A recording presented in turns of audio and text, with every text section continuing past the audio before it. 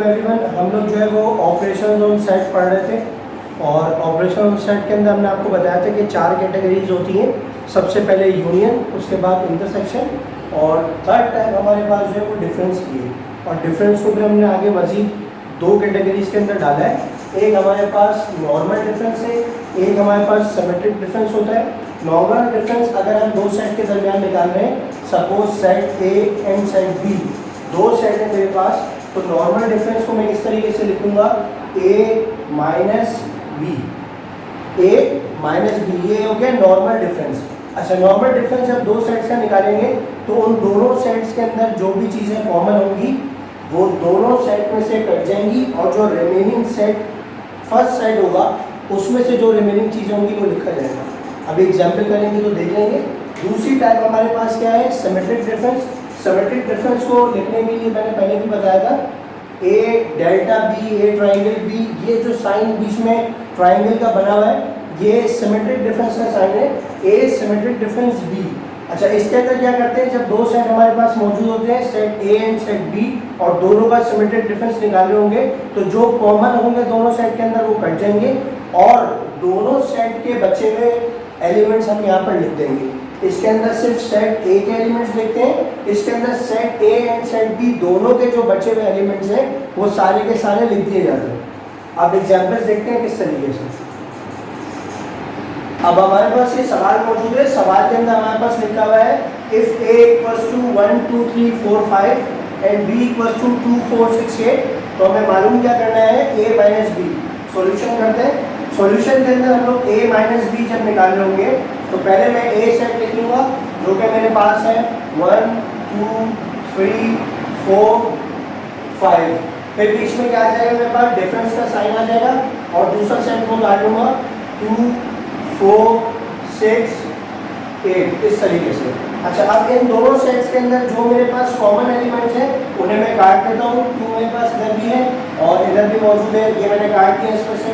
4 मेरे पास यहाँ भी मौजूद है और यहाँ भी मौजूद है, ये मैंने यहाँ से काट दिया। अब जब a माइनस बी मैं निकाल रहा हूँ तो जो सिर्फ इसमें बचे हुए एलिमेंट्स हैं मैं सिर्फ वो लिखूंगा किस तरीके से, 1 3 5। ये मेरे पास आ गया a माइनस बी। अच्छा, सेम सवाल इसी तरीके से मौजूद हो और मुझसे ये कहा जाए कि a माइनस बी नहीं निकाले भाई, आप यहाँ पर मुझे सिमेट्रिक डिफरेंस निकाल कर दे दें, a ट्राइंगल यानी कि सिमेट्रिक डिफरेंस और b। अब मेरे सवाल के अंदर क्या चेंजिंग आ जाएगी कि ये जो कॉमन थे ये मैंने काट दिए और आगे मजीद क्या होगा, आंसर किस तरीके से लिखूंगा मैं, इसमें से जो एलिमेंट्स बचे और इसमें से भी जो एलिमेंट्स बच गए दोनों एलिमेंट्स को एक जगह उतार लूंगा। जैसे कि 1 3 5 6 8, 1 3 5 6 8, ये सारे के सारे एलिमेंट्स यहाँ पर लिख दूंगा तो ये सिमेट्रिक डिफरेंस निकल आएगा इन दोनों का। एक एग्जाम्पल और देख लेते हैं। अब दूसरी एग्जाम्पल हमारे पास मौजूद है, if a equals to 1 2 3 4 6 and b equals to 2 4 6 8, और मुझे क्या मालूम करना है, दोनों के दरमियान डिफरेंस मालूम करना है। जब मैं सॉल्यूशन करूंगा तो यहाँ पे मैं कुछ इस तरीके से लिखूंगा, a minus B equals to 1 2 3 4 6, बीच में माइनस साइन यानी कि डिफरेंस का साइन आ जाएगा और यहाँ पर क्या आ जाएगा 2 4 6 8।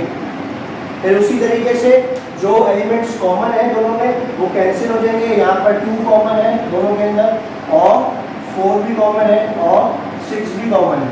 ये जो एलिमेंट्स है ये कट गए। अब जब मैं a डिफरेंस b निकालूंगा तो सिर्फ a के जो रिमेनिंग एलिमेंट्स हैं वो लिखे जाएंगे यानी कि 1 3। ये दो एलिमेंट्स हैं इसके अंदर बचे थे, इसलिए मैं यहाँ पर सिर्फ 2 एलिमेंट्स लिखूंगा।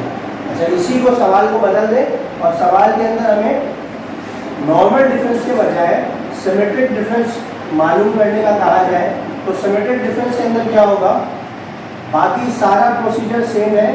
आंसर लिखते हुए मैं यहाँ पर क्या लिखूंगा कि मेरे पास कौन कौन से एलिमेंट्स बचे हैं जो दोनों के अंदर मौजूद हो, जो दोनों सेट के अंदर मौजूद होंगे रिमेनिंग एलिमेंट्स वो लिखूंगा यानी कि 1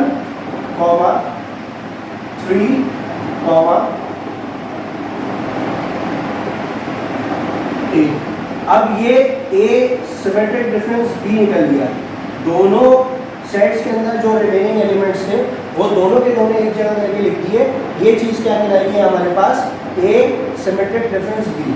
अब इसके मजीद सवाल जो है वो आपको कॉपी में करने के लिए दे दिए जाएंगे, तो आप उनको देख के फिर इंशाल्लाह उसको सही से कर लीजिएगा।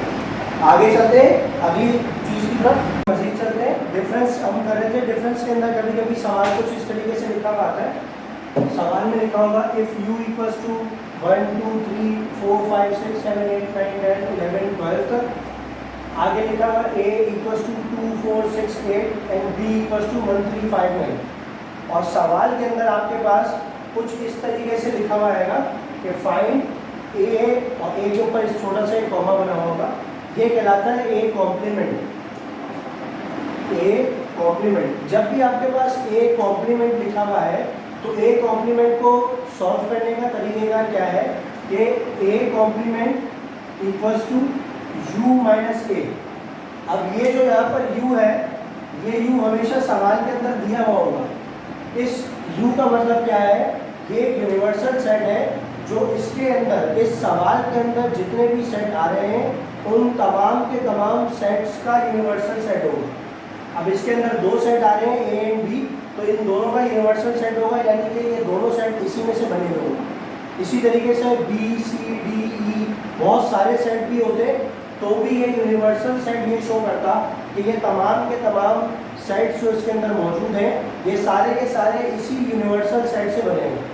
तो अगर सवाल के अंदर a complement B complement C complement इस तरीके से लिखा हुआ आ जाए तो उसे हम यूनिवर्सल में से माइनस करते हैं, यानी कि उसका डिफरेंस जब निकालेंगे तो उसको यूनिवर्सल में से डिफरेंस निकालेंगे।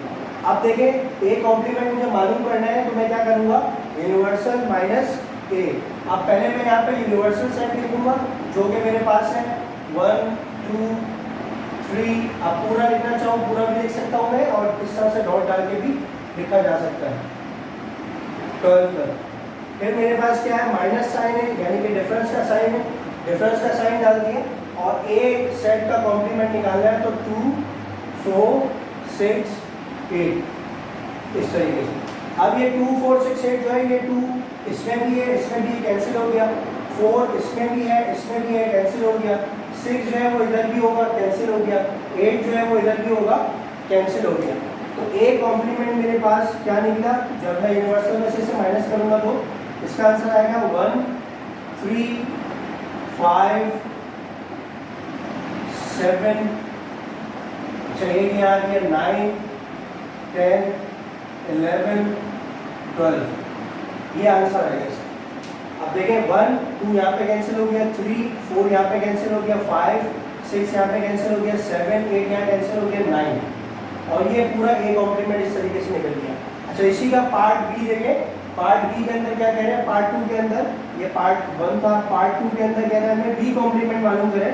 तो b कॉम्प्लीमेंट को भी इसी तरीके से मालूम करेंगे, उसे यूनिवर्सल में से माइनस कर देंगे। यूनिवर्सल में से जब माइनस करेंगे तो पहले यूनिवर्सल सेट लिखेंगे 1 से लेके 12 तक, ये डॉट डॉट डाल दें बीच में, आप मैंने यहाँ पे डायरेक्ट लिख दिया, बीच में डिफरेंस का साइन यानी कि माइनस का साइन, और फिर आगे आपके पास b सेट आ गया 1 3 5 9 1 3 5 9। ये तीनों जब इसमें से कट जाएंगे तो b कॉम्प्लीमेंट क्या निकलेगा मेरे पास, 2 4 6 8 10 11 12। 1 यहाँ कट गया, 2 यहाँ आ गया, 3 कट गया, 4 यहाँ आ गया, 5 कट गया, 6 यहाँ आ गया, 7 कट गया, 8 यहाँ आ गया, 9 कट गया, सॉरी 7 नहीं कटा, 7 यहाँ पर एक बीच में आ गया, ये है 1 3 5 9।